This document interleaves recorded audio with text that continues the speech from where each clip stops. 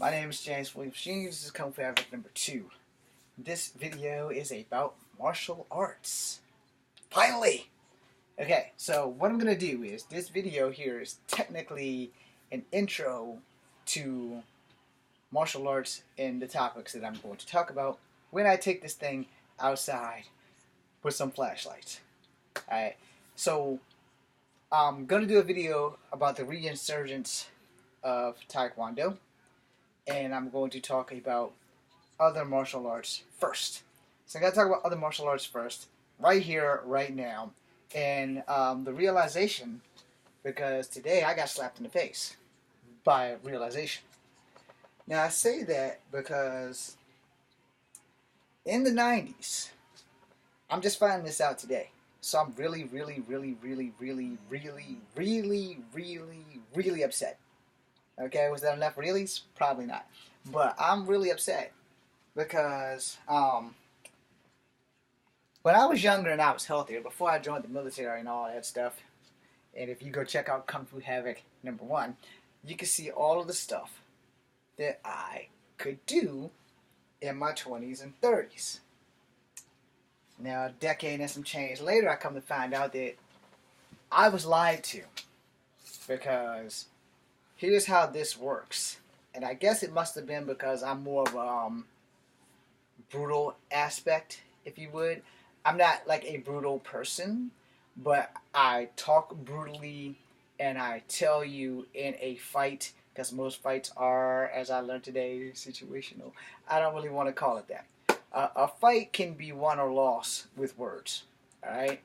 A fight can be started or ended with words is what I probably should have said. And the reason I say that, and because I learned this today, you know, everybody that you encounter is different. You cannot put anything past them and think that they won't hurt you, but you can't go overzealously thinking that everybody's out to get you too, because that's not good for you. In fact, that's not good for anyone. So you should probably back it down a bit, you know. Now also, as I'm bringing this up, alright, you see a lot of people work in martial art nunchucks, you know, and their shit's like way thinner than these. And I'm like, okay, how'd they get these like almost pencil thin ass nunchucks? Because I have this pair, and I have an acrylic pair, and I have a big thick pair in the back. And each person who's done nunchucks will probably not tell you this, but as a person of 46 years old who's been doing martial arts since he was 7, I taught myself how to use these damn things. You hit yourself in the head enough times, you'll learn that that's not how this is supposed to work. And then, you know, I just kept practicing. I was taught how to use a bow, but then I kept practicing. And the bow initially was the first weapon I ever learned, because when I was taking martial arts from 7 to 10, we only had broomsticks, which simulate the bow staff, because the bow staff is basically a big broomstick. It just doesn't have the frillies on the bottom.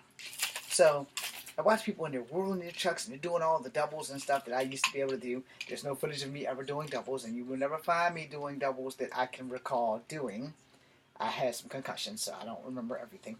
But, you know, with nunchucks, they're very special, and you have to be very wise at your usage of them, okay? So they're using nunchucks that's thinner than these, and not that these were the thinnest chucks you can get, because these are speed chucks. But apparently, evolution has passed me by, and there are super thin chucks that are thinner than these. And I'm like, well, damn. You know, I didn't know they could get any thinner, because these are pretty thin. I'm a small guy. I'm 5'3". Yeah, I was about to say 5'6". I'm really not 5'6". I'm 5'3.5". I'm exceptionally short, okay? But I'm exceptionally dangerous. Don't let my height fool you. So I see them working on these things. I'm like, okay, cool. How the hell does this happen? You know, but their nunchucks are like barely thicker than my bow and arrows. I mean, like literally, they are like really thin. TV makes things look bigger, but they're definitely small. I can tell. I can look at them and they're like, okay, they're super small. I'm like, wow. Except the kid that's running around, the Japanese kid. It's cool. He looking like Bruce Lee. You know, his nunchucks are like these. But everyone else who's like doing the dual chucks and spinning them on their fingers and stuff, I'm like, okay, my chucks, the links are too long for that. I know for a fact that these are traditional long link chucks, like the 3 section, which I still suck at.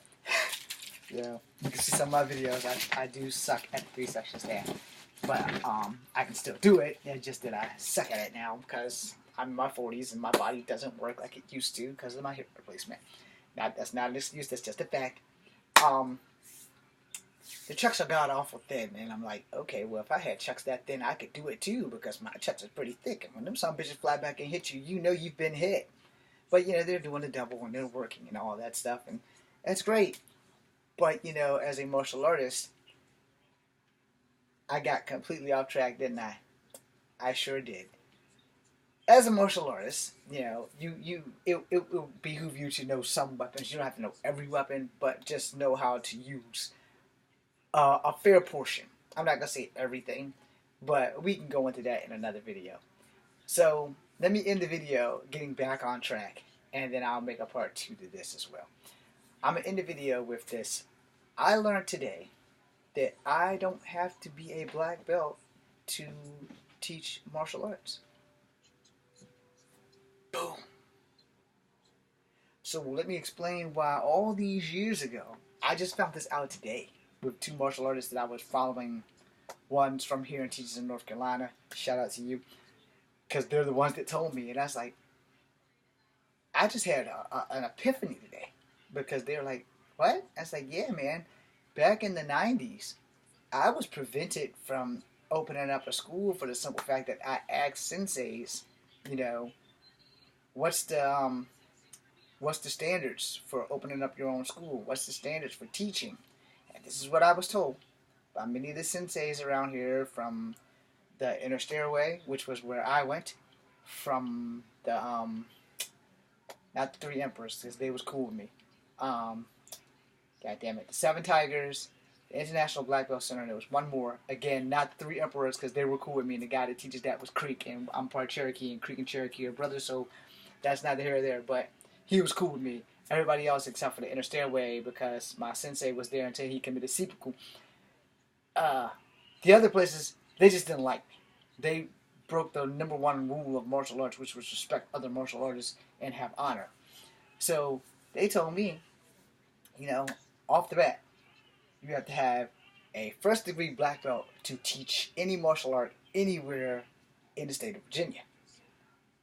And so that helped me down because requiring the black belt requires katas. I never learned katas until I took Taekwondo. And to me, katas was just exercise.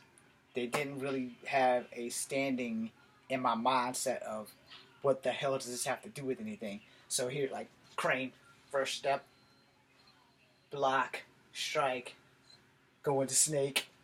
See how I got that twisted up? First crane, you're here, then you're here, and you're here. But crane mostly evades, and then snake mostly strikes. And the snake strike is like this. See my hand? Where your crane is like this, your snake is like this. Alright? So, just so you get that. And some people add the tail. I don't add the tail because it looks corny. It does a rattle. So, I guess there's many different snake styles. I only would talk like simple snake. Keep my hand here because it's blocking. And the snake is striking. Alright? So, being that that's how I was taught, that's how I stuck with it. I didn't know about the little tail. Seeing that in the movie, it's like, okay, that wasn't how I was taught. So, go figure. I'm also not Chinese. So, everything evolves. Everything evolves. This is Tiger. I was taught Tiger. Strike, strike, strike, strike. But your strikes, the hands are this way. Dragon starts here. Block, block. Most dragons are wisdom, so they will block before they strike. Where most tigers are aggressive, they will strike and don't worry about blocks because they're tigers. When they're on the attack, they don't stop attacking. That being said, same with Mantis, same with Drunken Master. So I'm thinking, okay, I've beaten black belts. I should be able to teach. And then I was told, well, you have to have a 7th-degree black belt to open up a school. You have to have a 1st-degree black belt to teach in a school. You can teach in any school in America if you have a 1st-degree black belt. Now here's where my dumb ass did not know that till today, but here's why I couldn't get a black belt. I can't break a brick with this hand. With this hand. Boom, I can't break a brick. I couldn't break a board. But when it came down to we're going at it, I can take black belts out. So I can earn a black belt, and no school would give me the black belt testing because my brain, as retarded as it's going to sound, my brain will not allow me to focus long enough to do katas. But if I'm in that fight, I'm in that fight, and I'm in it. It's mine. I own it. I'm going to destroy the person across the ring or the street or whatever, because that's what I was taught. When I first started taking martial arts, it was a freestyle of karate. Karate was free for 3 years. The guy didn't pay his bills, so that ended that. And he shut down, moved away. I have no idea where he went to. I wish I could re-meet him. I can't even remember what the hell he looks like. I know he's black. So, you know, it was on West Main Street if you're out there. And it's Jonah, if you remember me. Anyway, so I learned freestyle karate from him. There was no katas involved. He basically kind of, I guess you would say it was more or less on the line of more like a Jeet Kune Do, but it was karate. It wasn't kung fu. And it was like, all right, so you're going to punch, and your targets are right down your central lane. So if you are fighting someone and they extend and you extend, so it's block and you counter. And when you counter, because I'm small, he told me, you know, you got to go solar plexus. If you can't go face or throat, solar plexus works just as well. And so that's why, so when I teach people, if you can't breathe, you can't hurt me. Because everybody's always taught in boxing, take out the head, the body will follow. And in karate, I was taught if they stop the breath, the body will stop. Because the person can't breathe, ain't doing a lot of moving.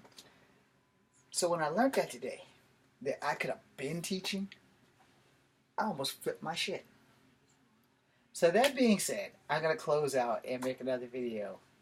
Be seeing you. This is Kung Fu Havoc number 2.